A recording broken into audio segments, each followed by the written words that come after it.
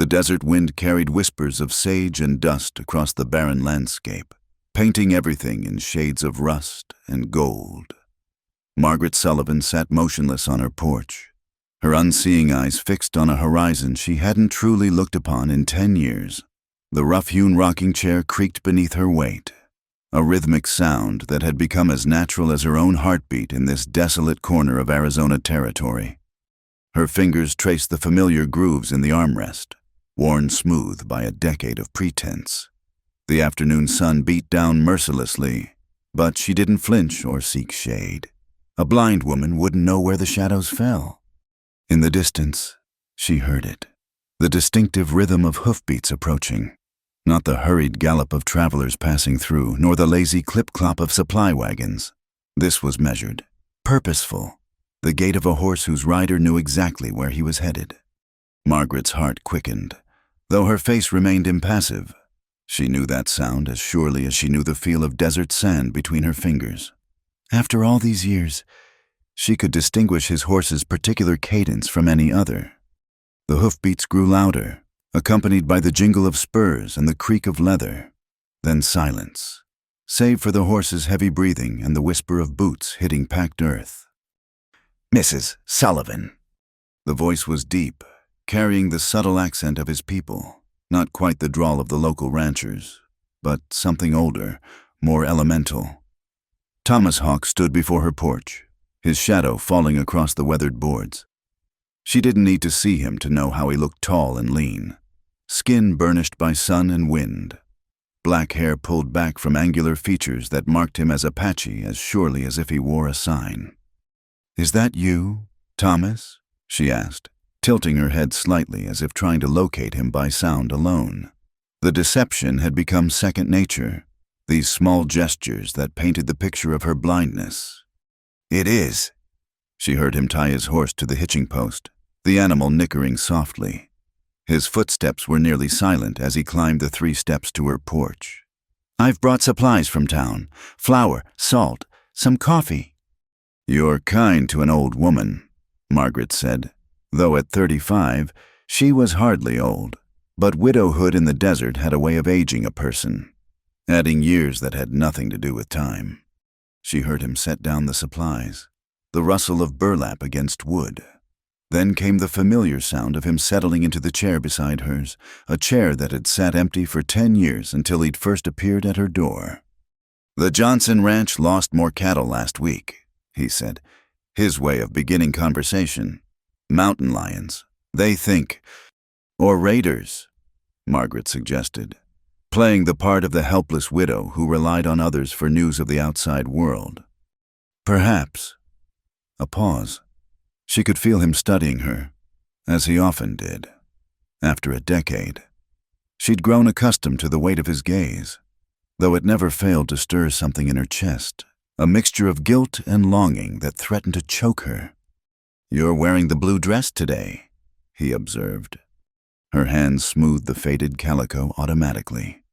"Is it blue? I'd forgotten. They all feel the same to me now." Another lie, smooth as river stones. She'd chosen the blue deliberately, knowing it brought out what remained of her youth, made her brown hair seem less touched by gray. Vanity, perhaps. But even false blindness couldn't kill a woman's desire to be seen as beautiful by the man she'd grown to love. "It suits you," he said simply, and she felt heat rise to her cheeks.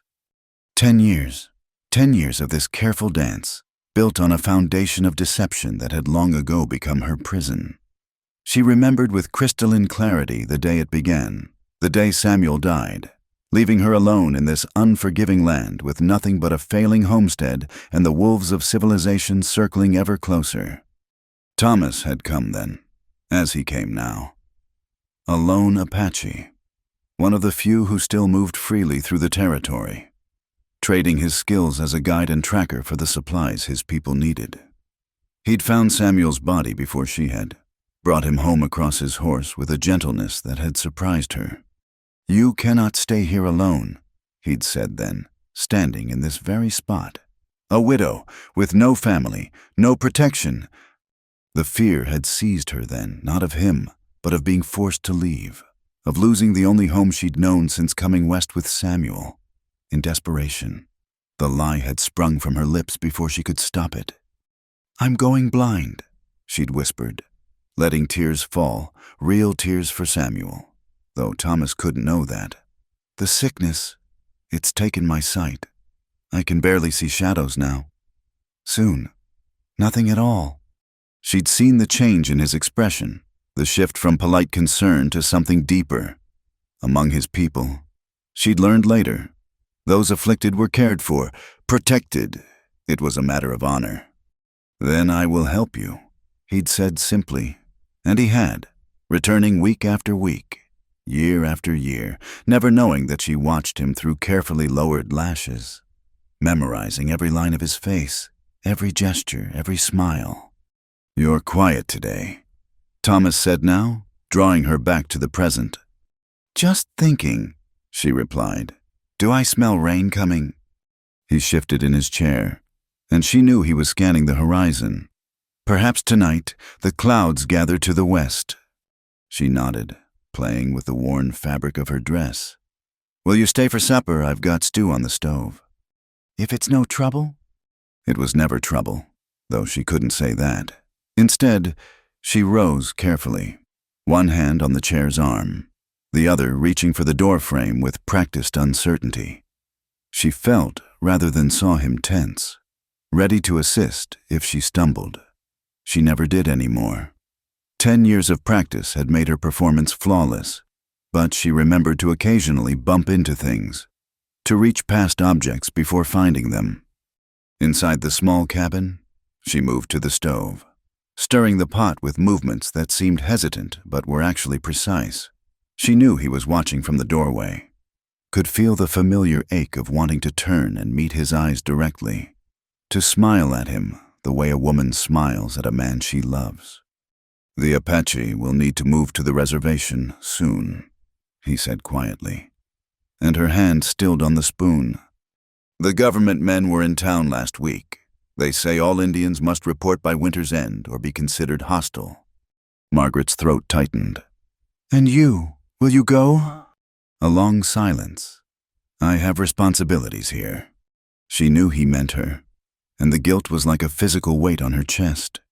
He would risk his freedom, possibly his life, because he believed she needed him, because of a lie told in a moment of desperate fear that had somehow grown into a decade of deception. "Thomas," she began, but he cut her off. "The stew smells good," he said, his tone making it clear the subject was closed. She served him in silence, finding bowls and spoons with her practiced fumbling, listening to the familiar sounds of him eating, of the evening settling around them like a blanket. Outside, the first drops of rain began to fall, spattering against the windows like tentative fingers tapping for entry. This was her world now, a world of careful pretense, of love unexpressed, of truths that could never be spoken. She sat across from him at the rough wooden table Samuel had built with his own hands, eating her stew without truly tasting it, wondering how much longer she could maintain this charade. "Margaret," Thomas said suddenly, and she realized he rarely used her given name. "Are you happy?" The question caught her off guard, and for a moment she forgot to maintain the unfocused gaze of the blind. She faltered, then recovered. "I'm grateful for your kindness, for your friendship." "That's not what I asked." She heard him set down his spoon, felt the intensity of his attention like heat from a fire. "Happiness is a luxury I can't afford," she said finally. "But I'm content. That's enough." Another silence, broken only by the gradually increasing rhythm of rain on the roof.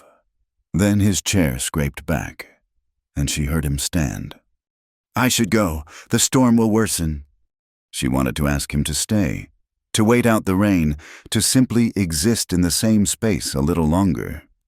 Instead, she nodded. "Be careful," she said. She listened to him gather his things, heard the door open to admit the sound and smell of desert rain. Then he paused. "Margaret," he said again, "if you could see, if things were different, Would you... He didn't finish, and she couldn't answer. The question hung between them like the decade of lies that had brought them to this moment. Then he was gone, the door closing softly behind him, leaving her alone with the rain and the weight of a secret that grew heavier with each passing day. She sat at the table until full darkness fell, no longer pretending, letting her eyes trace the shadows his presence had left behind. Tomorrow he would return, or the next day, or the next, and she would continue the charade, because the alternative, the truth, might drive him away forever. In choosing to feign blindness, she had indeed become blind, just not in the way anyone believed. The storm raged outside, and Margaret Sullivan sat in her dark kitchen, seeing everything and nothing, trapped behind eyes that had forgotten how to be honest. The memory came to her unbidden, as it often did during the lonely hours before dawn. 10 years ago, but the images remained sharp as broken glass, cutting through the careful layers of deception she'd built around herself. Samuel had been dead 3 days when Thomas Hawk found him. The fever had taken him quickly, too quickly for her to ride to town for the doctor, too quickly for anything but helpless watching as her husband burned away to nothing in their bed.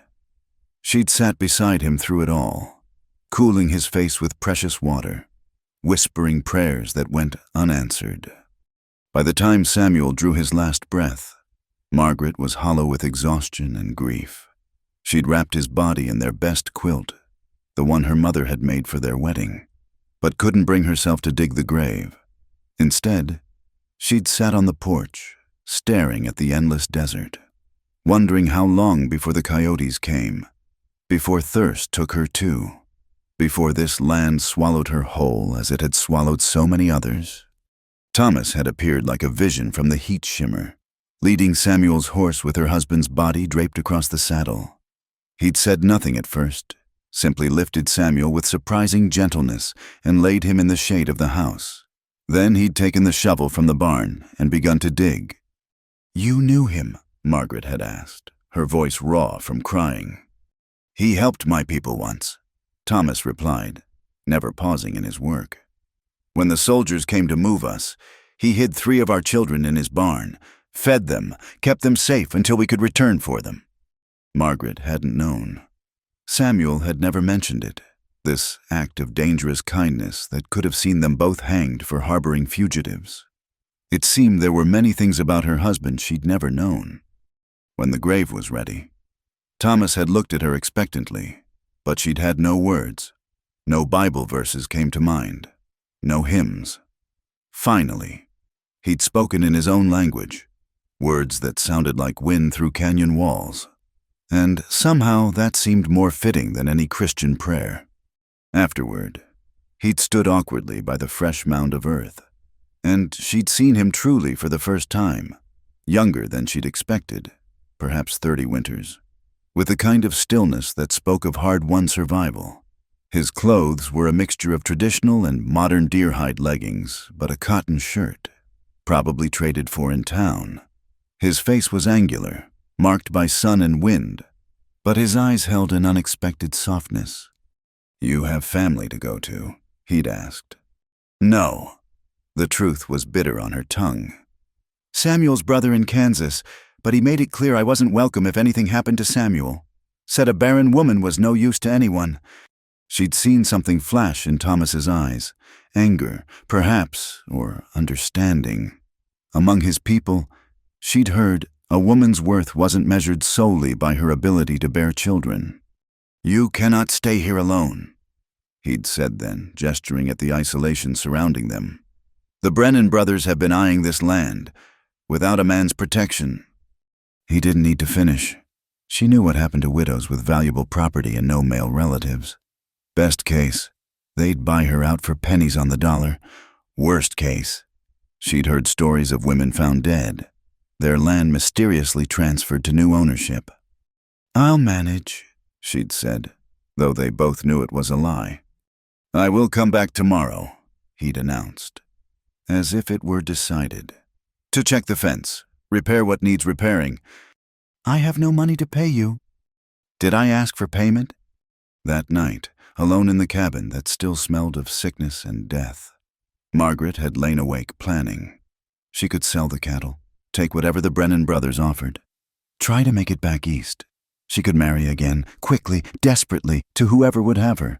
She could end it all, join Samuel in whatever came after. But when morning came, she was still alive, still alone. And Thomas Hawk was at her door with a haunch of venison and a knowing look that said he understood her desperation better than she did herself. "The fence is fine," she told him. "You don't need to—" "There are other things need doing," he'd interrupted. "Samuel helped my people. Now I help his widow. It's proper." She'd wanted to refuse, but the meat in his hands represented more food than she'd seen in weeks. Pride was a luxury she couldn't afford. He'd stayed most of the day, chopping wood, checking the well, doing the dozen small tasks that kept a homestead running. She'd watched him from the window, noted the easy efficiency of his movements, the way he seemed to belong to this harsh landscape in a way she and Samuel never had. When evening came, he'd prepared to leave, and that's when the fear had truly hit her. Tomorrow he might not come back. Tomorrow the Brennan brothers might arrive, or the bank, or any number of threats a lone woman faced. She needed him to return, needed a reason he couldn't refuse. "Thomas," she'd called as he mounted his horse. There's something I didn't tell you about Samuel's sickness." He'd turned back, waiting. "It affected me too. My eyes. The doctor in town said—" The lie had come so easily, born of terror and necessity. "I'm going blind. It's getting worse each day. Soon I won't be able to see at all." She'd forced herself to look past him, to let her gaze go unfocused and vague. She'd seen the change in his posture, the way he dismounted and come closer. "How long?" he'd asked. "I don't know. Weeks, maybe months. The doctor wasn't sure." She'd let tears fall, then real tears for Samuel, for herself, for the lie she was birthing. "I don't know what I'll do when it's complete. You will not face it alone," he'd said with such firm certainty that she'd almost confessed right then. But the promise of not being alone, of having protection, had sealed her lips. That was how it began. A moment of weakness, of fear so profound it overcame conscience. Thomas had returned the next day, and the next, gradually taking on more responsibilities as her condition supposedly worsened. She'd learned to move carefully, to fumble convincingly, to keep her eyes unfocused and dependent. The hardest part had been the first time she'd had to deceive him directly. He'd been repairing the roof, and she'd brought him water. Accidentally, reaching past the cup before finding it. The concern in his voice had nearly broken her resolve. "It's worse today." "Some days are harder," she'd managed, hating herself. "But I'm learning to adapt." He'd taken her hand then, guiding it to the cup with such gentleness that she'd wanted to weep. His skin was calloused, but warm, and she'd felt something shift inside her chest. Not just gratitude, but something deeper and more dangerous. The lie had grown like a desert plant, sending down deep roots, becoming part of the foundation of her existence. She'd learned his schedule, his habits, the sound of his different moods. She'd discovered he hummed tunelessly when content, that he favored his left shoulder on cold mornings, that he had a weakness for her cornbread. Most dangerously, she'd learned the exact shade of his eyes in different lights, dark brown like river stones in shadow, warming to amber when the sun caught them just right. She knew the way his rare smile started at the corners of his mouth, the precise angle of his jaw when he was deep in thought. 6 months into the deception, the Brennan brothers had indeed come calling. She'd heard them arguing with Thomas outside, voices raised in anger. "She's got no business holding this land alone." Jack Brennan had said, "A blind woman. It ain't natural. She ought to sell to someone who can work it proper." "Mrs. Sullivan manages fine," Thomas had replied, his voice carrying an edge she'd never heard before. "With your help, you mean?" Carl Brennan had sneered. "What's your interest here?" Apache, you thinking to take a white man's land through a helpless woman. There'd been a long, dangerous silence. Then Thomas had spoken, each word precise as a blade. Mrs. Sullivan is under my protection. Her land remains hers. Anyone who thinks different will answer to me. The town won't stand for this. Jack had blustered, an Indian playing protector to a white widow. Then the town can speak to me directly. Now leave, don't come back. She'd heard horses riding away fast, and then Thomas's footsteps on the porch. When he'd entered, she'd been sitting at the table, hands folded, playing the part of the helpless woman who'd heard angry voices but couldn't see what was happening. Trouble, she'd asked. Nothing that concerns you, he'd said, but she'd heard the worry beneath his words. Her lie had placed him in danger, made him a target for those who already resented his freedom of movement, his refusal to be penned in like the rest of his people. That night, she'd almost confessed. The words had burned in her throat like acid. But then he'd made dinner, a simple stew with wild onions and rabbit, and sat with her in companionable silence. And she'd realized with dawning horror that she couldn't imagine life without these moments. The lie had become her prison, but it was a prison that held him close. To reveal the truth would be to lose him, and after 10 years, that loss would be worse than death itself. Margaret rose from her bed, the memories too heavy to bear lying down. Dawn was breaking over the desert, painting the world in shades of rose and gold. Somewhere out there, Thomas was probably already awake, preparing for another day of protecting a woman who didn't need protection, caring for someone whose greatest disability was not blindness, but cowardice.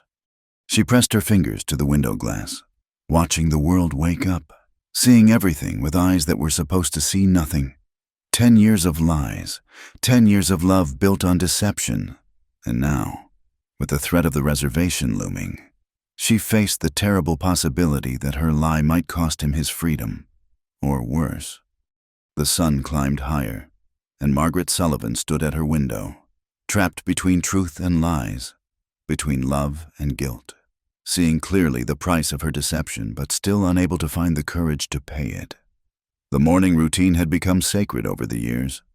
Margaret would hear Thomas's horse long before he arrived, giving her time to position herself appropriately, perhaps at the spinning wheel she couldn't actually use, or in the garden with her hands in the dirt, feeling for weeds. Today she chose the kitchen, kneading bread dough with the hesitant, searching movements she'd perfected. "You're early," she said without turning when she heard his footsteps on the porch. It was safe to acknowledge sounds. Blind people had exceptional hearing. After all, wanted to finish the new fence posts before the heat. Thomas replied, entering without knocking, another small intimacy that had developed over time. The storms last week weakened the north section. She heard him set something on the table, probably the supplies he brought twice a week now. The familiar sounds of paper and cloth, the clink of what might be preserves or medicine bottles from town. "You spoil me," she said, continuing to work the dough with deliberately imprecise movements. "Mrs. Chen at the general store sends her regards," he said, "and a jar of her peach preserves. She says you'll know they're hers by the cloth covering. She used the fabric with small flowers." Margaret's hand stilled for a moment. Mrs. Chen had been kind to her since the beginning, one of the few townspeople who didn't whisper when she passed. The preserves were a luxury, a kindness that made her throat tight with emotion. "That's very generous of her," she managed, then made a show of feeling for a towel to wipe her floury hands. She sensed Thomas moving closer, probably to guide her hands to the towel as he often did. The nearness of him still affected her after all these years, the warmth that seemed to radiate from his body, the subtle scent of leather and sage that clung to his clothes. "Here," he said softly, and she felt the cloth pressed into her palms. Their fingers brushed in the exchange, and she fought the urge to hold on, to twine her fingers with his and never let go. Instead, she murmured thanks and turned back to her bread, though her hands trembled slightly. "I'll be working outside," he said after a moment. Call if you need anything.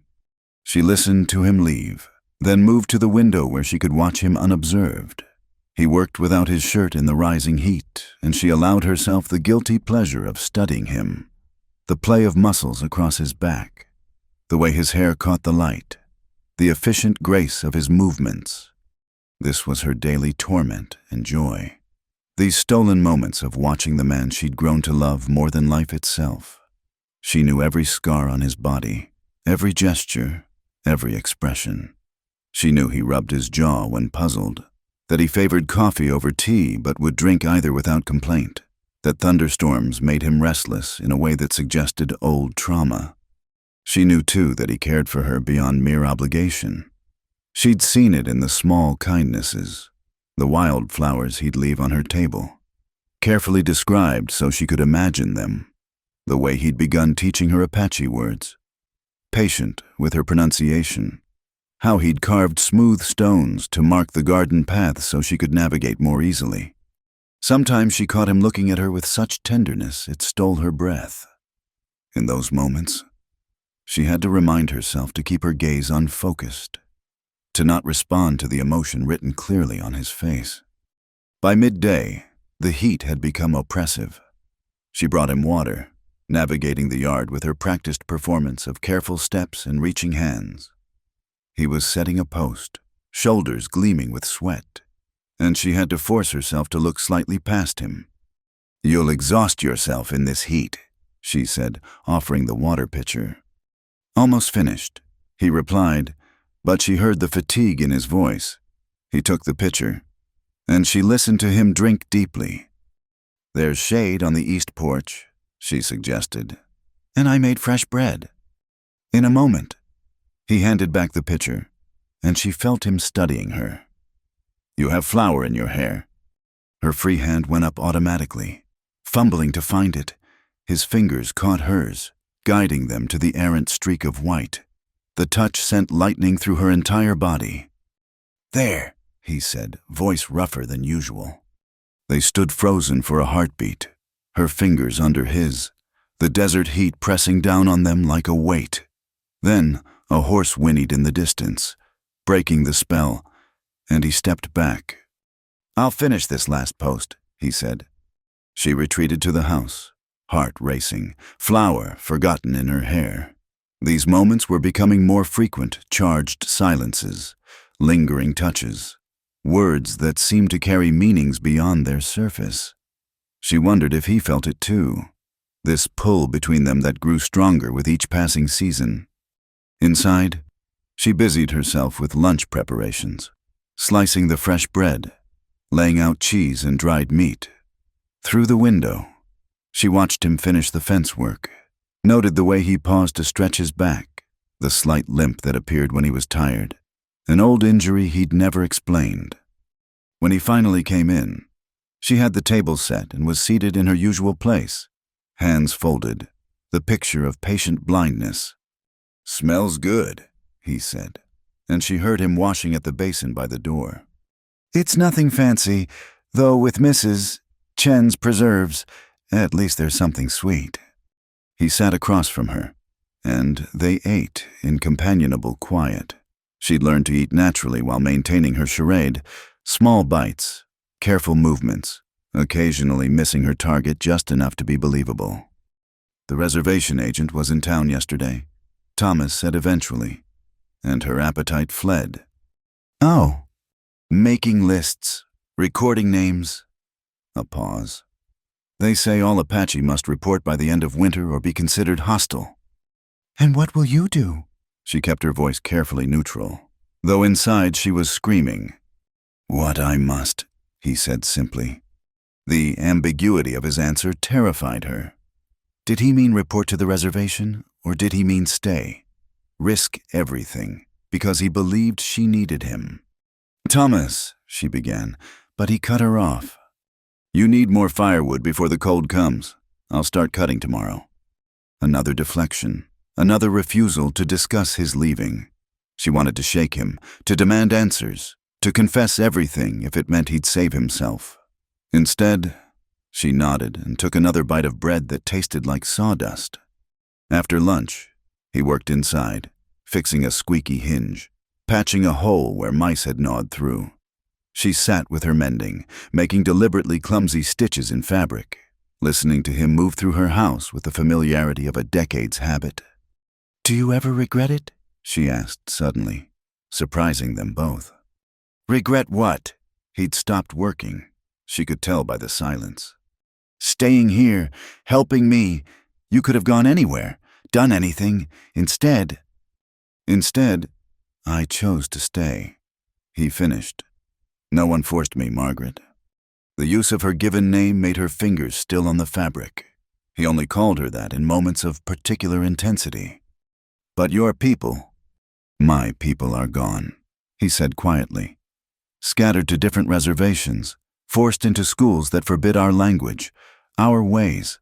What I preserve here, with you, is more than I could preserve there." She heard him move closer, felt him kneel beside her chair. When he took the mending from her unresisting hands, she forgot to maintain her unfocused gaze, looking directly at where she knew his face would be before catching herself and letting her eyes drift.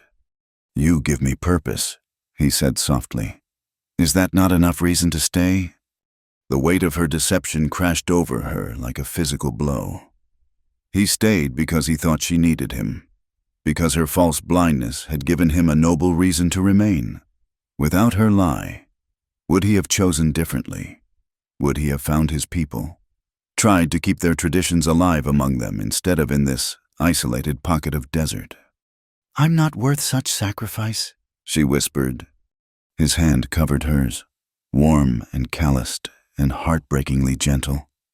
"That's not for you to decide." They remained like that for a long moment, his hand on hers, the afternoon sun slanting through the windows. She memorized the feeling, storing it away with all the other stolen moments that sustained her through the dark hours of guilt and self-recrimination. Finally, he stood, releasing her hand. "I should go. Tomorrow I'll start on the firewood." She nodded, not trusting her voice. She listened to him gather his things, head for the door. Then, as he so often did, he paused. "Margaret," he said, "if you could see me, truly see me, would it change things? Would you—" He stopped, seeming to struggle with words. "Would you look at me differently?" The question hung in the air like dust motes in sunlight. She knew what he was asking, knew too that her answer mattered more than almost anything she'd ever said. "Nothing could make me see you differently than I do now," she said finally. The truest words she'd spoken in years.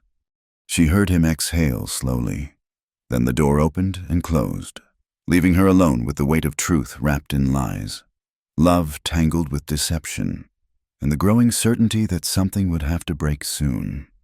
Outside, the sun continued its relentless journey across the desert sky, and Margaret sat in her chair, seeing everything and nothing, loving a man she could never truly have because the foundation of their relationship was built on sand and shadows and 10 years of beautiful, terrible lies.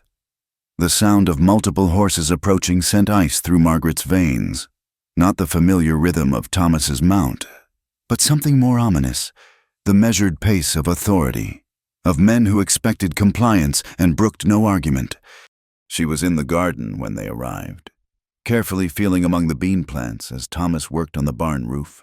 She heard him climb down quickly, heard the wariness in his movements as he positioned himself between her and the approaching riders.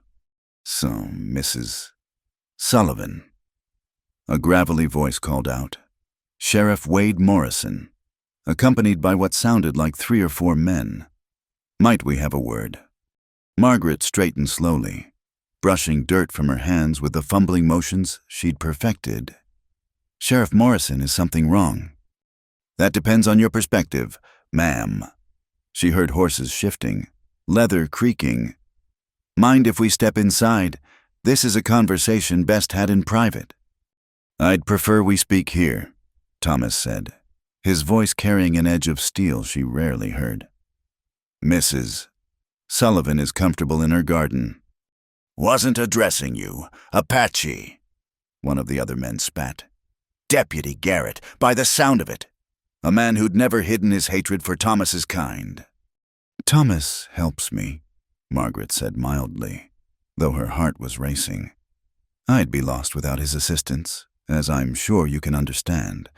Sheriff, my condition. Yes, about that. Morrison dismounted, his boots hitting the ground heavily.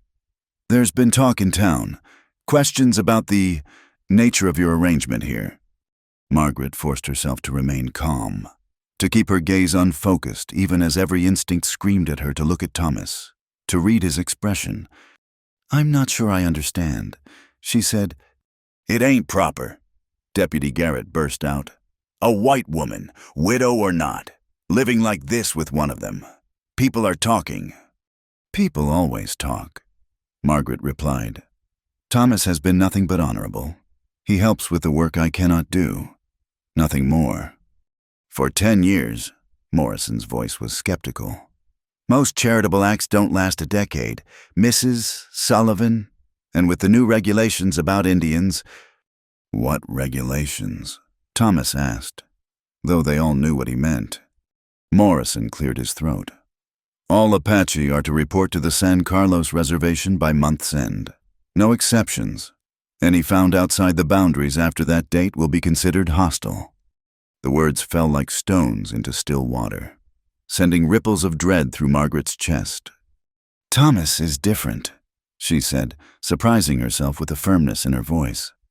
He's been part of this community for years. He's helped many families, not just mine. That may be, but the law is the law. Morrison's tone suggested he took no pleasure in this, but wouldn't shirk his duty either. He goes to the reservation, or he hangs as a renegade. You can't be serious, Margaret said, forgetting momentarily to feel for the fence post before grasping it. After everything he's done— Everything he's done doesn't change what he is, Garrett interrupted. Took white women and children in the wars. They did burned settlements. You do well to remember that. Mrs. Sullivan, blind or not. Thomas never participated in any raids, Margaret said coldly. His band was peaceful, traded with settlers for decades before we put them where they belong, Garrett finished. Now he joins them or pays the price. Simple as that. Margaret heard Thomas shift, probably controlling his own anger. When he spoke, his voice was dangerously quiet. And if I choose to stay to continue helping Mrs. Sullivan— Then you'll be hunted down like the savage you are, Garrett snarled. But Morrison held up a hand. Let's not be hasty, the sheriff said. Thomas, you've been helpful to this community. That's true. But the government's patience has run out. The Apache wars are over. Your people lost. Accept it with dignity. Dignity? Thomas's laugh was bitter. Is there dignity in being penned like cattle and watching children forget their names, their language? Better than a rope, Garrett said. Enough. Morrison's voice carried the authority of his position. Mrs. Sullivan, I came here out of courtesy to give fair warning. But make no mistake, when the deadline passes, we'll enforce the law. Your friend would be wise to comply. And what of me? Margaret asked. What becomes of a blind widow with no help? An uncomfortable silence fell. Finally, Morrison spoke. The church has charities, or perhaps it's time to consider selling. The Brennan brothers have renewed their interest in this land. I'm sure they have, Margaret said acidly. Now see here, Garrett started, but Morrison cut him off. We'll take our leave, but think on what I've said.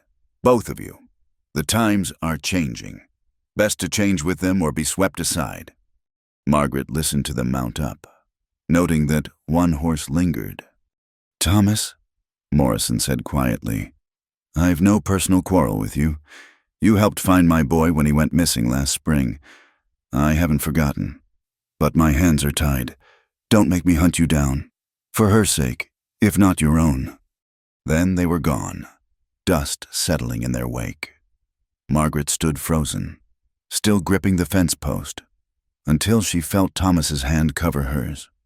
"You're trembling," he said. "They can't do this." Her voice broke. "You've done nothing wrong. You've helped everyone. Been nothing but—" "I'm Apache," he said simply. "That's crime enough in their eyes." She turned toward him, forgetting her pretense in her anguish. "Then we'll fight it. I'll go to the territorial governor. Write letters." "Margaret!" His hands framed her face, and she realized her error. She was looking directly at him, eyes focused and desperate, but he didn't seem to notice, or perhaps didn't care. "You cannot fight the United States government, not for me." "Then what?" Tears ran down her cheeks. "You'll just leave go to that horrible place and live," he finished. "As my people have always done. We endure." "I can't." The words tore from her throat. "I can't lose you too, not after Samuel, not after everything." His thumbs brushed away her tears with infinite gentleness. "You're stronger than you know. You've survived here 10 years, blind and alone but for my visits. You'll survive this too." "But I'm not." She caught herself just in time, biting back the confession. Not strong, not blind, not alone by choice but by cowardice. "Not what?" he prompted. "Not as strong as you think," she whispered. He pulled her against his chest then, and she let herself be held, breathing in the scent of him, feeling his heart beat steady and strong against her cheek. How many times had she dreamed of this embrace? How many nights had she lain awake imagining what it would feel like to be held by him not as a helpless woman needing comfort, but as a woman in love? "There might be another way," he said against her hair. She pulled back slightly, hope flaring. "What do you mean?" "Some Apache have been permitted to remain if they marry into white families, become civilized in the eyes of the law." Her heart stopped, then resumed at double speed. "Thomas, I know it's not proper. I know what people would say, but if it meant I could stay, continue to help you." She searched his face, seeing there the same desperate hope she felt, the same fear of separation. He was offering marriage as a practical solution, a legal maneuver. He couldn't know that for her it would be everything she'd dreamed of and more, and built on the most fundamental lie. "People would be cruel," she said weakly. "You heard Garrett. They already talk." "Let them talk." His hands still framed her face. "I care nothing for their opinions.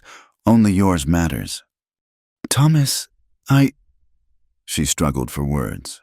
How could she accept when he didn't know the truth?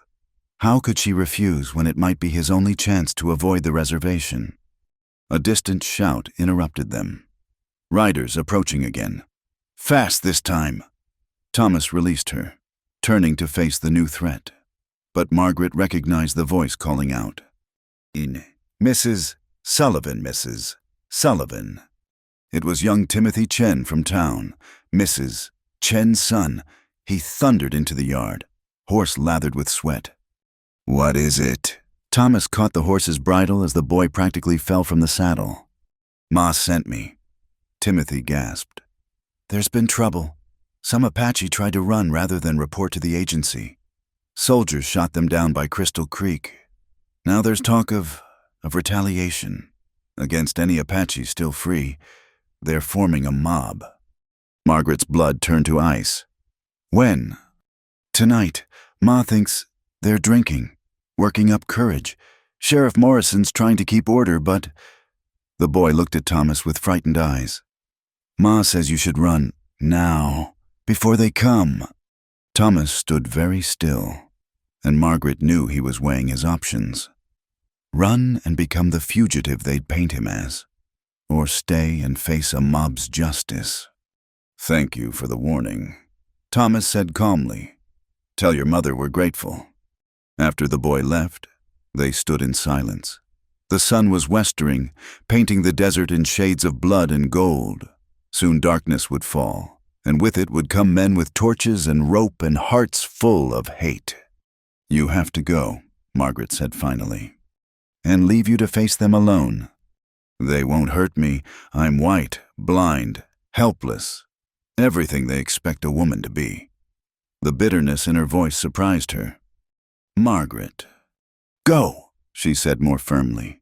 Now, please. If I leave now, I can never return. You understand that they'll shoot me on sight. She closed her eyes, feeling the weight of every lie she'd ever told pressing down on her. I understand. Then I stay, he said simply. Thomas, no. Would you run? If our positions were reversed, would you leave me to face danger alone? She knew the answer. Knew he knew it too. They were bound together by something deeper than law or prejudice could touch, whether that something was love or obligation born of her deception. She no longer knew. The sun continued its descent, and somewhere in the gathering dusk, angry men prepared for violence. Margaret reached out, finding Thomas's hand with supposed blind instinct, and held on tight. Whatever came with the darkness, they would face it together. Even if that togetherness was built on a foundation of lies that grew more fragile with each passing moment. Sleep had become a stranger to Margaret. She lay in her narrow bed, listening to every sound the desert night offered, the distant howl of coyotes, the whisper of wind through sage, the creak of settling wood. But mostly she listened for hoofbeats, for angry voices, for the mob that hadn't come last night but might still come tonight or tomorrow or next week. Thomas had refused to leave.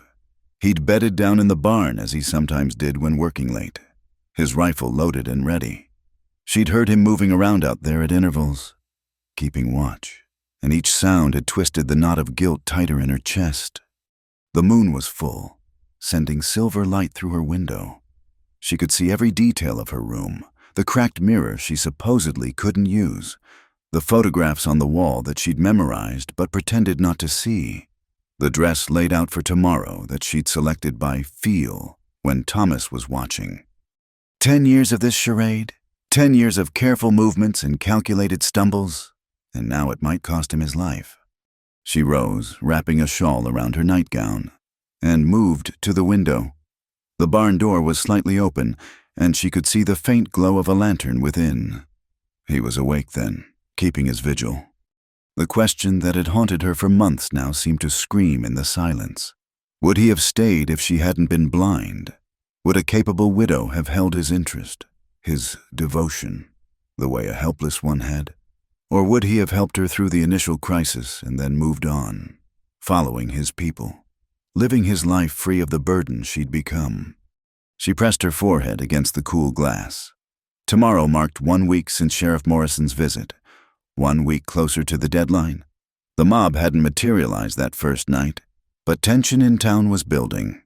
Thomas had told her as much when he'd returned from getting supplies, though he'd tried to soften the details. They watch me, he'd said simply, waiting for an excuse. Then don't give them one, she'd pleaded. Go to the reservation, please.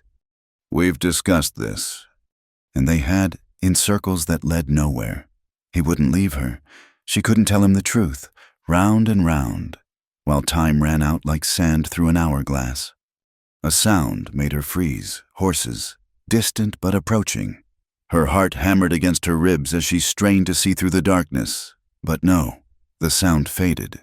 Just travelers on the main road, passing by. She couldn't bear it anymore.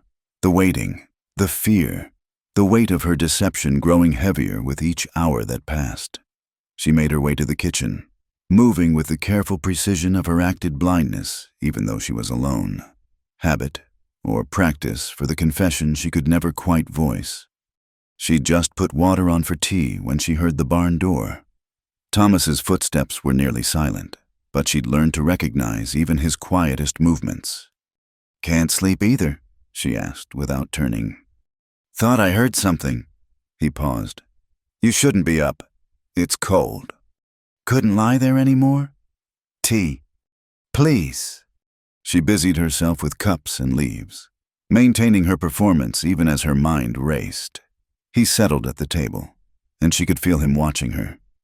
She'd grown so attuned to his presence that she could sense his moods, his thoughts sometimes, without needing to see his face. "You're troubled," he said. It wasn't a question. "Aren't we both?" She brought the cups to the table, her practiced fumbling feeling more false than ever. He caught her hand as she set his down, stilling her. "Margaret, look at me."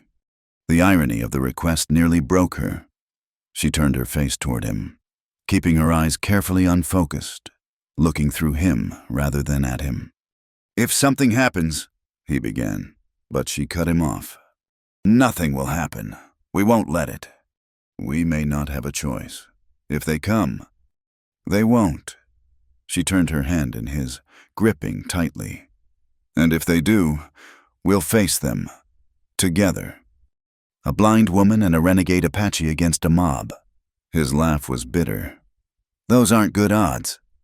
"I'm stronger than you think," she said, echoing her words from days ago. "I know you are. That's what worries me." She frowned, something in his tone catching her attention. But before she could question it, he continued. "If they come, I want you to hide. The root cellar. Maybe. Or I won't hide while you face them alone." "Margaret." "No." She pulled her hand free, anger flaring. "Don't you understand? I won't lose you, not for anything." "Not even to save yourself." "What kind of life would that be?" The words poured out, raw and honest. "These 10 years, you've been everything. My friend, my protector, my—" She caught herself before saying love. "My whole world. Without you, there's nothing." The silence stretched between them, taut as a bowstring. Then his chair scraped back, and she felt him come around the table. He knelt beside her chair as he had that day weeks ago, taking both her hands in his. "And you've been mine," he said quietly. "But I need you to understand something. If they come, if there's violence, I will fight. I won't go quietly to a noose. And if I fight, they'll kill me. There won't be any other outcome." Tears burned her eyes. "Then go to the reservation. Tonight, now. I'll be fine. I swear it." "Liar." The word was gentle, almost amused. "You forget, I've watched you for 10 years. I know when you're afraid. I know when you're in pain. I know when you're lying." Her heart stopped. Did he know? Had he always known? But he continued without pause. "You say you'll be fine, but I see the truth. Without help, this place will destroy you. The Brennan brothers will circle like vultures. The town will withdraw what little support they offer. You'll be truly alone. And that blindness you bear so bravely will become a death sentence." If only he knew the truth, that her blindness was the lie, that she was capable of far more than he imagined. But the words wouldn't come. They'd calcified in her throat, turned to stone by years of repetition. "There has to be another way," she whispered. "Perhaps." He was quiet for a moment. "My offer stands. Marriage. It might provide legal protection, at least for a time." Thomas. How could she accept when he didn't know the truth? How could she refuse when it might save his life? "I know it's not what you would have chosen," he said, misreading her hesitation. "A proper widow wouldn't consider marrying an Apache, but—" "That's not it." The words burst out before she could stop them. "You don't understand. I would marry you gladly, more than gladly. But not like this. Not because of threats and laws and fear. Not when you don't know." She bit off the words. But too late. He was too perceptive, had lived with her rhythms too long. "What don't I know?" His voice was careful, probing. This was it, the moment she'd both dreaded and longed for. All she had to do was say the words, "I can see. I've always been able to see. I've lied to you every day for 10 years. But what came out was how I truly feel about you, about us." His hands tightened on hers. "Then tell me." A sound cut through her words. Hoofbeats, many of them, moving fast. Thomas was on his feet instantly, moving to the window. "Riders, 8, maybe 10. The mob. Perhaps, or Morrison with a posse. He turned back to her.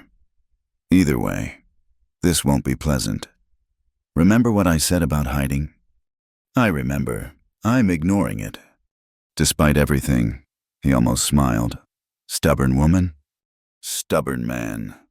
They stood together in the darkness, waiting. The hoofbeats grew louder, then stopped outside. A long silence. Then a voice called out, "Thomas Hawk, we know you're in there. Come out peaceable, and this doesn't have to get ugly." Not Morrison. Margaret recognized the voice. Jack Brennan, with his brother and their hired guns most likely. "What do you want?" Thomas called back. "Justice for them Apache that killed the Watson boy." Margaret's blood ran cold. She'd heard about the incident, a settler's son killed in a raid by renegade Apache 2 days ago. But Thomas had been here, with her. "I had nothing to do with that."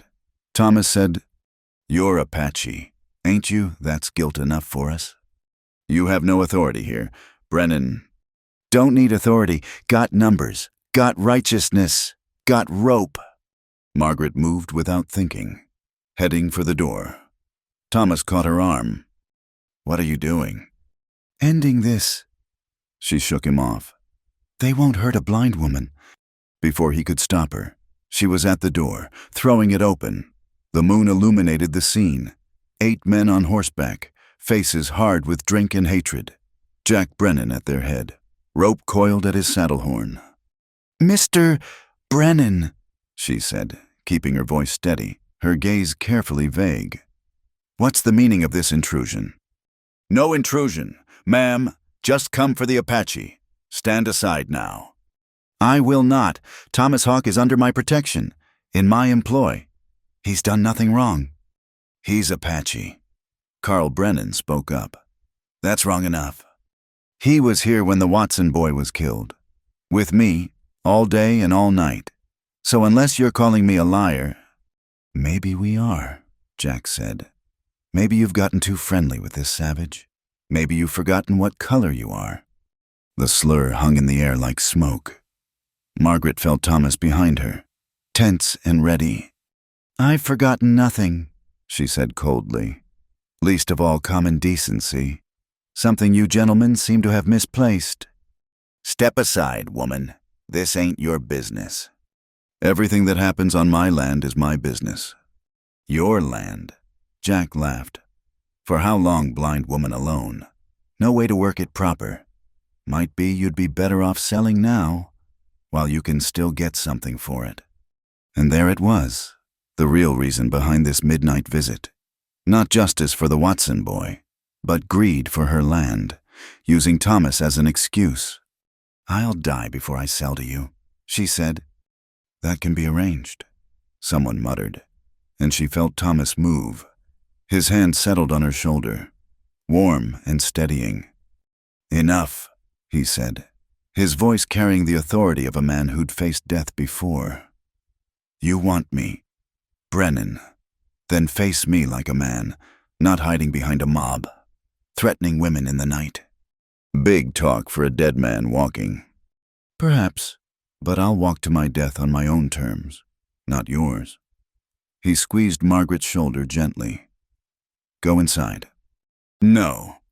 "Margaret." "I said no." She reached up, covering his hand with hers. "We stand together or not at all."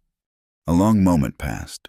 Then, impossibly, she heard horses in the distance. More riders, coming fast. The mob heard it too, shifting nervously. Sheriff Morrison's voice cut through the night. "That'll be enough of that, boys. Everyone just calm down." He rode into the yard with 3 deputies, all armed. Not exactly a rescue, but enough to shift the odds. "Sheriff," Jack Brennan said, "we're just conducting citizens' business." "The lynch mob business? You mean, not in my jurisdiction?" Morrison looked tired, older than his years. "All of you, go home. Sleep it off. Any man still here in 5 minutes spends the night in jail." Grumbling, threats muttered under breath, but the mob dispersed. Only Morrison remained. looking between Thomas and Margaret with something like regret. "This isn't over," he said quietly. "You bought time tonight, nothing more. The sentiment in town, it's getting worse, and I can't be everywhere at once." "We understand." Thomas said. Morrison sighed. 3 weeks until the deadline. Use them wisely." He touched his hat to Margaret. "Ma'am, I'm sorry it's come to this." Then he was gone, leaving them alone in the moon-silvered yard. Margaret stood frozen, Thomas's hand still on her shoulder, the weight of the narrow escape settling over them like dust. "Inside," Thomas said finally. "It's cold." They went in together, but Margaret knew that outside, in the darkness, forces were gathering that all their courage couldn't hold back forever. 3 weeks. 3 weeks to find a solution, or lose everything. 3 weeks to tell the truth, or live with the consequences of her lie forever. If they lived at all. The heat that day was unlike anything Margaret had experienced in her decade in the desert. It pressed down like a physical weight, making the air shimmer and dance with false promises of water. Even inside, with windows shuttered against the sun, the temperature was oppressive. She sat at her spinning wheel, not spinning, she'd never learned, had never needed to, but positioned there because Thomas was nearby, mending harnesses in what little shade the porch offered. Through the window, she could watch him work, see the sweat that made his shirt cling to his back, the way he paused frequently to wipe his brow. 2 weeks had passed since the night mob. 2 weeks of mounting tension, of Thomas barely leaving the property, of townspeople refusing to sell them supplies. Mrs. Chen still helped when she could, but even she had to be careful now.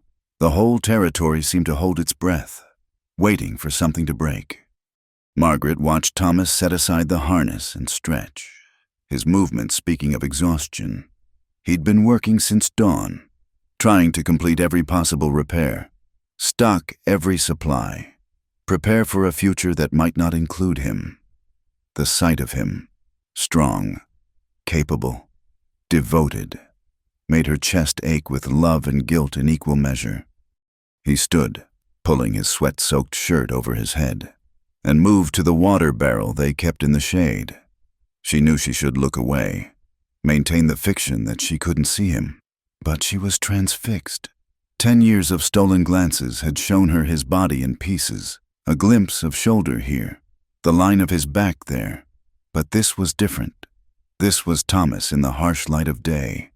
Nothing hidden. The scars told stories she'd never heard. A long pale line across his ribs. A knife.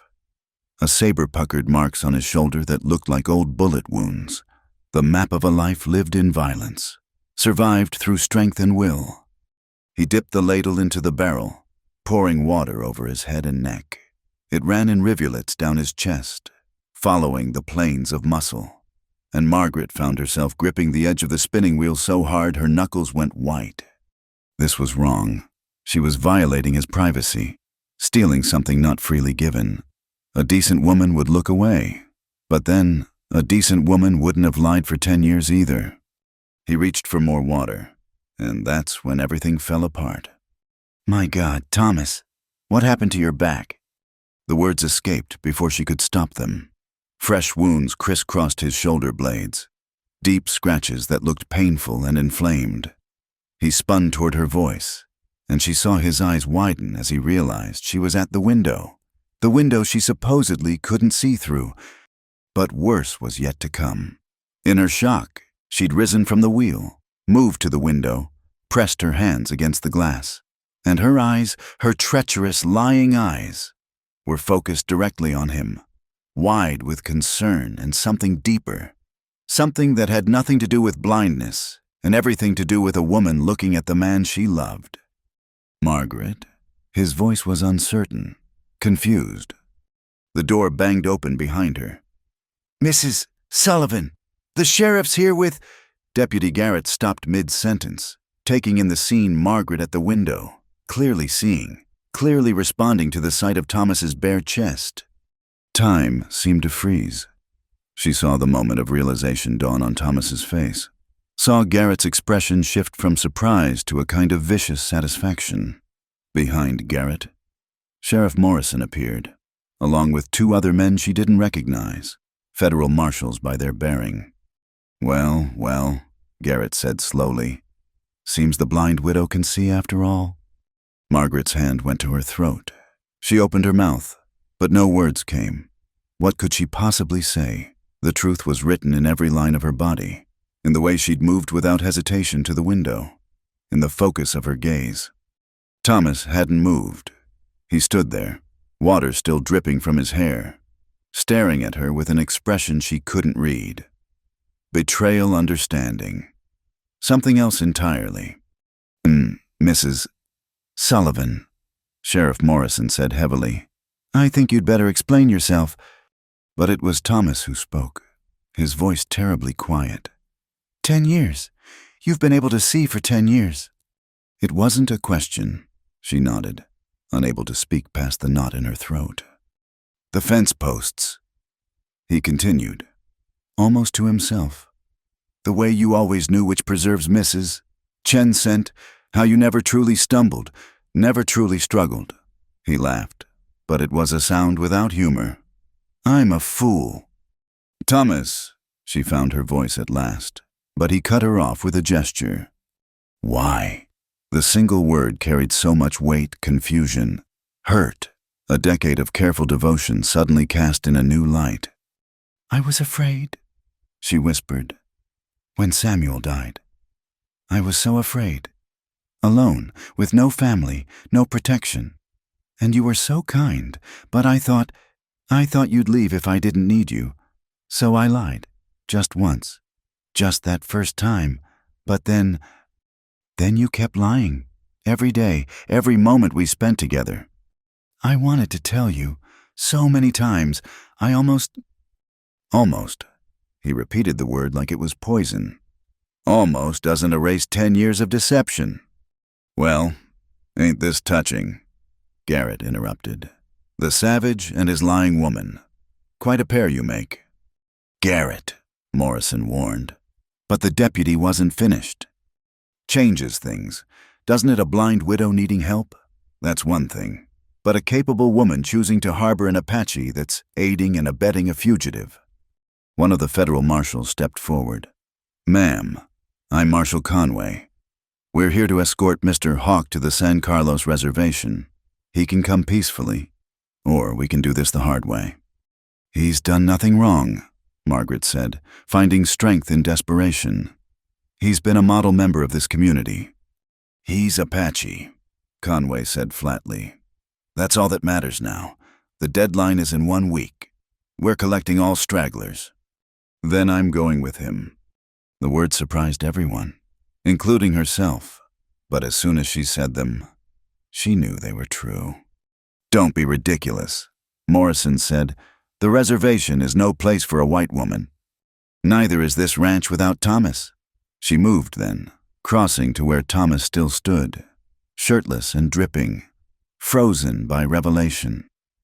I've lived a lie for 10 years, but my feelings, those were never false. Never.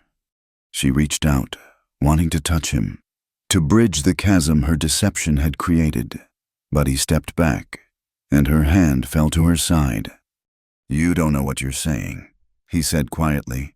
The reservation it's death by another name. Starvation, disease, despair. I won't take you there. Then marry me. The words tumbled out, reckless and necessary. Here, now, make it legal. Make it so they can't separate us. A collective intake of breath from the lawmen. Garrett's face went red with fury. You can't be serious, he sputtered. Marry a savage after lying to everyone for years. The ladies obviously disturbed. Conway said dismissively, the heat, the stress of her deception being revealed. I'm not disturbed, Margaret said firmly. I'm in love. I have been for years.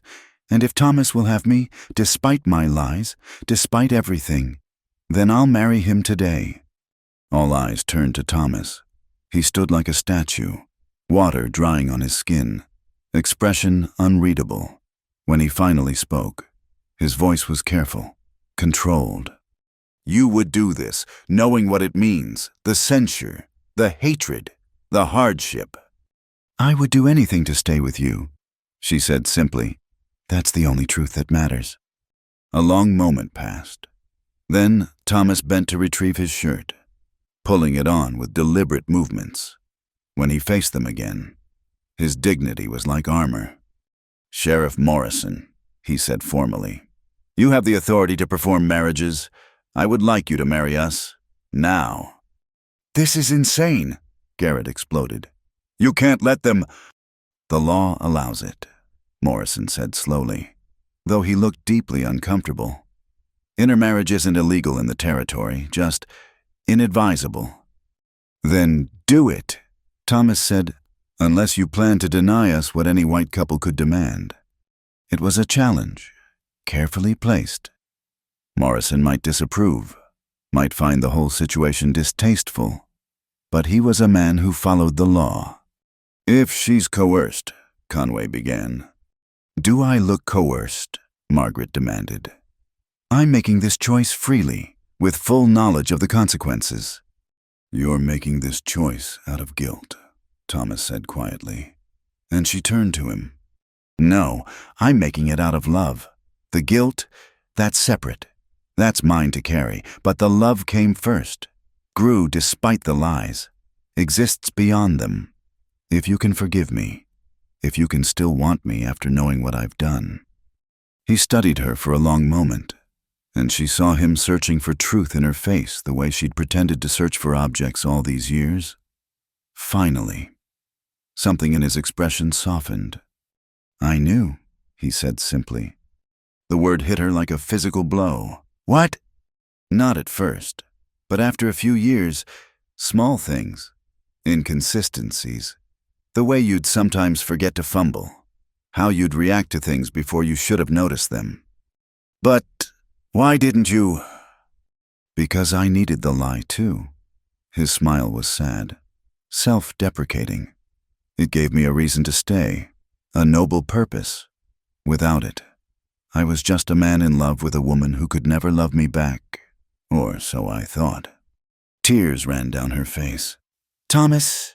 So yes, he said, turning back to Morrison. I'll marry her. Not for legal protection, not for convenience, but because I've loved her for 10 years, lies and all. Morrison sighed deeply. This is highly irregular. I'll need witnesses. We'll witness. Conway said unexpectedly. When everyone stared at him, he shrugged. It's legal, and if they're married, she becomes his responsibility. Simplifies our job. And so, in the blazing heat of afternoon, with lawmen as reluctant witnesses and the desert as their chapel, Margaret Sullivan married Thomas Hawke. Morrison spoke the words quickly, as if afraid someone might stop him. There were no rings, no flowers, no joy from anyone but the bride and groom. When Morrison pronounced them married, Thomas cupped her face in his hands, thumbs brushing away her tears. No more lies, he said softly. No more lies, she promised, and sealed it with a kiss that tasted of water and salt and 10 years of truth finally spoken. When they broke apart, the world had changed. They were married. The deception was over. And in 1 week, they would face whatever came next. Together, the lawmen had barely left when the full weight of revelation crashed down upon them. Margaret stood in the doorway, watching the dust settle from their departure, acutely aware of Thomas behind her, her husband now, in law if nothing else, though the ceremony had felt more like a battlefield negotiation than a wedding. We should talk, she said without turning around. Should we? His voice was neutral, careful. 10 years of silence, and now you want to talk. She turned then, meeting his eyes directly, such a simple thing, yet it felt revolutionary after a decade of careful avoidance. Yes, if you'll listen. He moved past her into the house, and she followed. The familiar space felt different now, charged with the electricity of truth finally exposed. He stood by the window where she'd watched him so many times, arms crossed, waiting. I don't know where to start, she admitted. The beginning might help. So she told him, every detail of that first lie, born of terror and desperation. How it had seemed so small, so necessary. How days became weeks, weeks became months, and suddenly she was trapped in a prison of her own making. But that wasn't the worst part, she said, sinking into a chair. The worst was falling in love with you and knowing I could never deserve you. Not with such a lie between us. You think I stayed only from duty? Thomas asked quietly. You think 10 years of my life were given to obligation alone? I hoped, but I couldn't be sure. How could you love someone you didn't really know? He was quiet for a long moment, then moved to sit across from her. Do you remember the winter 5 years ago when you had fever? She nodded. She'd been delirious for days, barely conscious. You talked in your sleep, about colors, about watching sunsets, about how my eyes looked in morning light. A ghost of a smile touched his lips. A blind woman dreaming in such visual detail. But you never said, what would I say, accuse you, demand truth you weren't ready to give? He shook his head. I chose to wait, to hope that someday you'd trust me enough to tell me yourself. I'm sorry, she whispered. So sorry. I know. He leaned forward, elbows on knees. But sorrow doesn't erase 10 years. Doesn't change that you let me believe I was protecting someone helpless when you were anything but. I was helpless, she protested. Just not in the way you thought.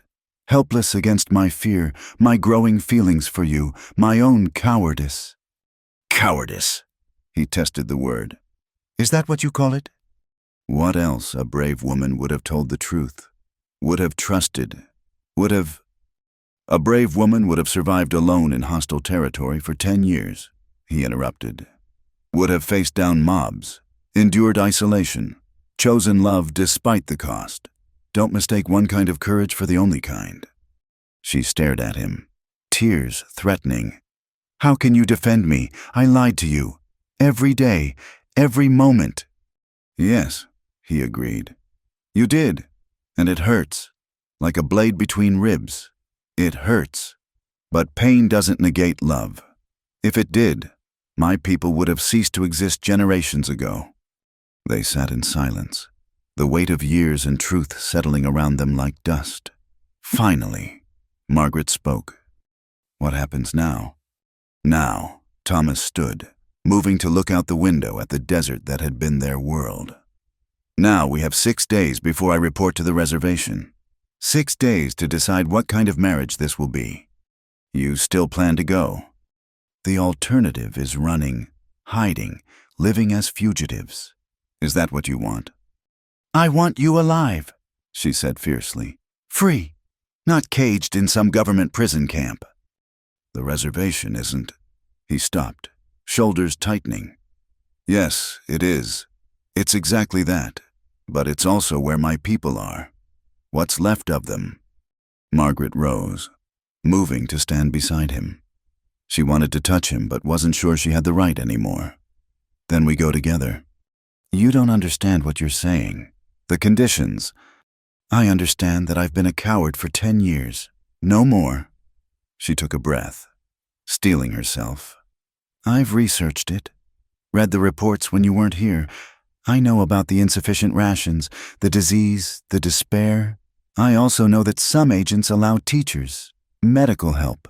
I could be useful. He turned to her then, and she saw surprise in his eyes. You researched? Did you think I spent 10 years only pretending I read everything I could find about your people, your culture, the injustices done? She managed a weak smile. Blind women can't read, so I had to do it in secret. Another lie to add to the pile. Margaret. He reached out, fingers barely brushing her cheek. Why torture yourself with knowledge you couldn't use? Because I loved you. Love you. And loving someone means knowing their pain, even if you can't share it. His hand cupped her face properly now, thumb tracing her cheekbone. You would truly come with me, leave everything behind, What, everything this house built on lies the town that barely tolerates me, the land the Brennans will take eventually anyway. She covered his hand with hers. You're my everything. You have been for years. And if I can't forgive the lies, if trust, once broken, can't be rebuilt, then I'll spend whatever time we have left trying, fighting for us the way I should have from the beginning. He studied her face, and she let him see everything, the love, the guilt, the determination. Finally, he spoke. There's something else, something you should know before you decide. Her heart clenched. What? The scratches on my back. You asked about them. He stepped away, tension in every line of his body. They're from the ceremony, the last one I'll ever perform. Ceremony? A ritual of my people, for warriors preparing for death or transformation. I did it the night before Morrison came, when I knew my time as a free man was ending.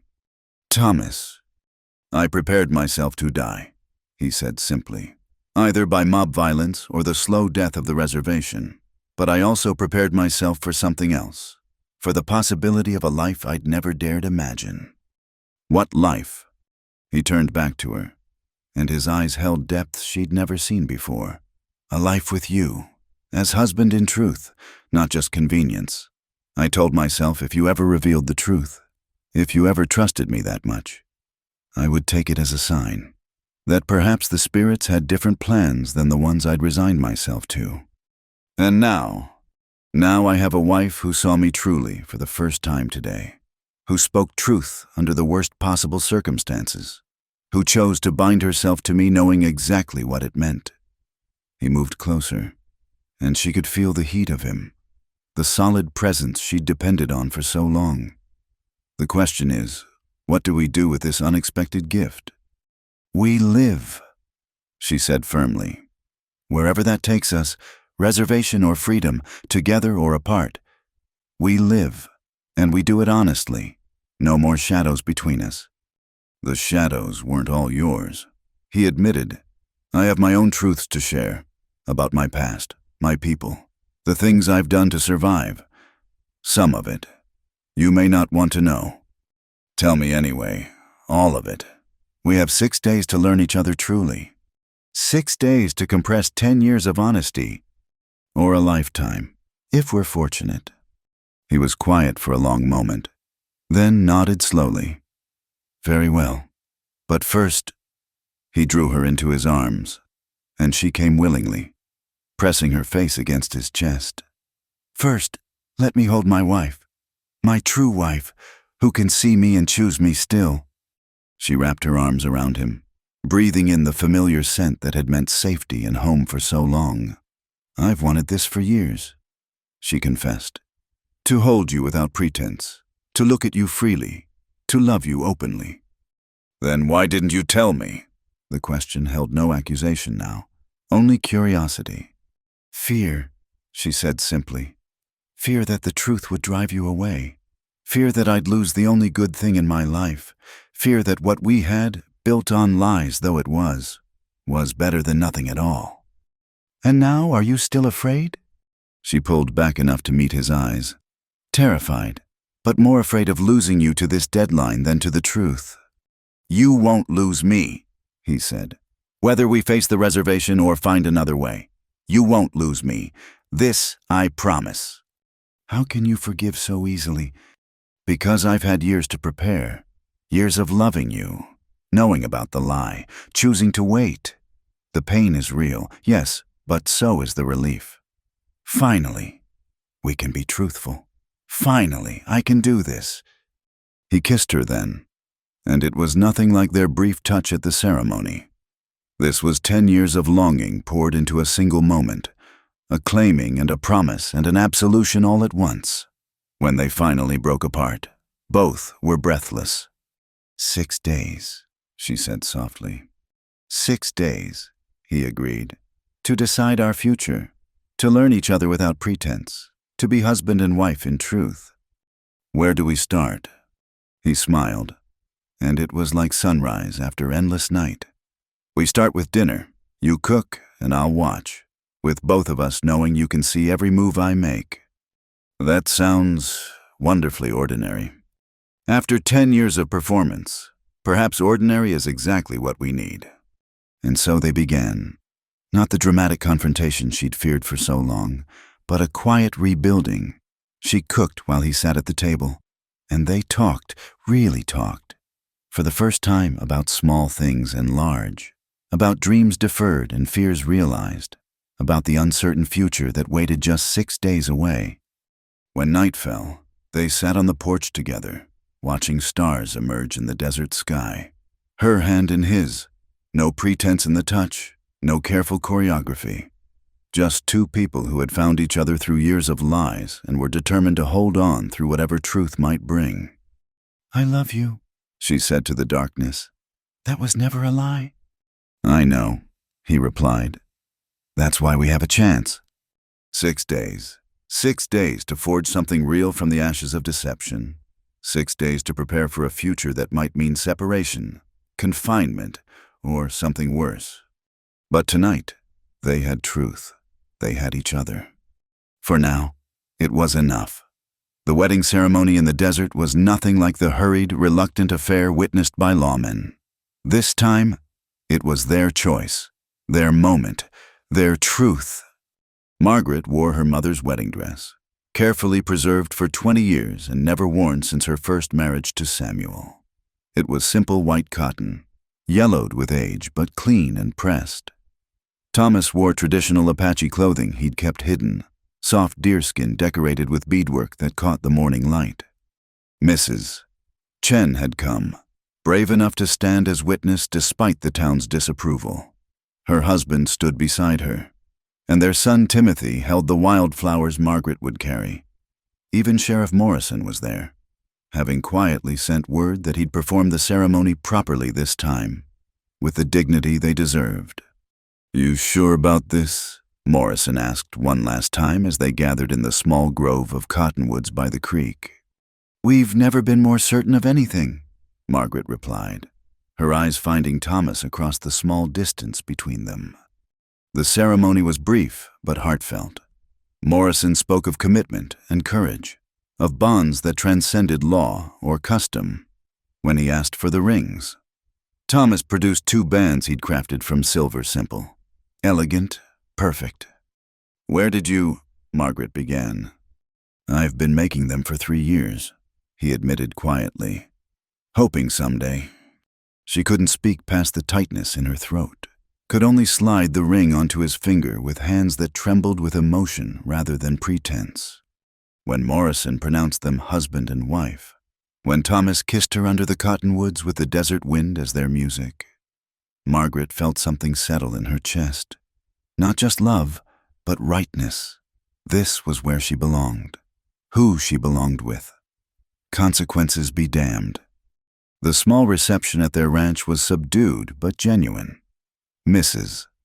Chen had brought food, and Morrison surprised them with a bottle of good whiskey, for toasting, not drowning sorrows.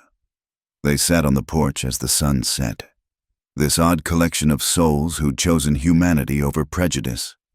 What will you do now, Mrs.? Chen asked as darkness began to fall. Margaret and Thomas exchanged glances. They'd spent their 6 days talking, planning, discovering each other anew. The answer they'd reached wasn't what anyone expected. We're staying, Thomas said simply. Morrison frowned. The deadline has passed. Thomas finished. As of sunset today, I'm officially a renegade. But we're not running. They'll come for you, Morrison warned. Perhaps, but this is our land, our home. We'll defend it if we must. The 2 of you against whoever comes, Morrison shook his head. Those aren't good odds. 3 of us. Mrs., Chen said suddenly. When everyone stared, she lifted her chin. My grandfather was warrior in China. He taught me things. If Margaret and Thomas stand, I stand with them. 4, her husband added quietly. We're tired of bowing to hate. Timothy nodded eagerly. 5, I can shoot, ride, Whatever's needed." Morrison stared at them all, then sighed deeply. "You're all fools." He paused. "6, then, but God help us all." Margaret felt tears on her cheeks. After 10 years of isolation born from deception, she'd found not just forgiveness, but community. People willing to risk everything for what was right. Thank you. She whispered. "Don't thank us yet," Morrison said gruffly. "If the army comes, if the federal marshals return in force, then we'll face them," Thomas said, "together." The weeks that followed were tense but strangely peaceful. They worked the ranch, prepared defenses, lived each day as if it might be their last. Margaret learned to shoot properly. No need to pretend incompetence now. Thomas taught them all Apache survival techniques. Morrison used his position to delay reports, misdirect inquiries. When Marshal Conway finally returned, he came alone. "I should arrest you all," he said, surveying their preparations. "Harboring a fugitive, conspiracy, sedition. I could make quite a list." "Then do it," Margaret said calmly, standing beside her husband. Conway studied them for a long moment. "Funny thing about paperwork. Sometimes it gets lost. Sometimes names get misspelled.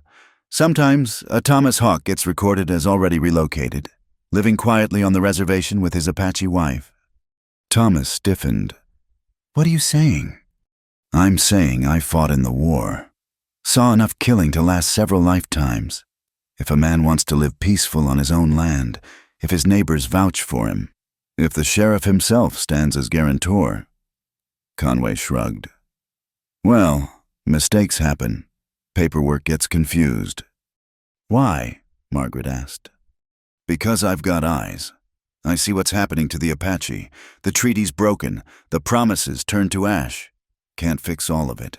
But maybe I can fix this one small thing." He turned his horse.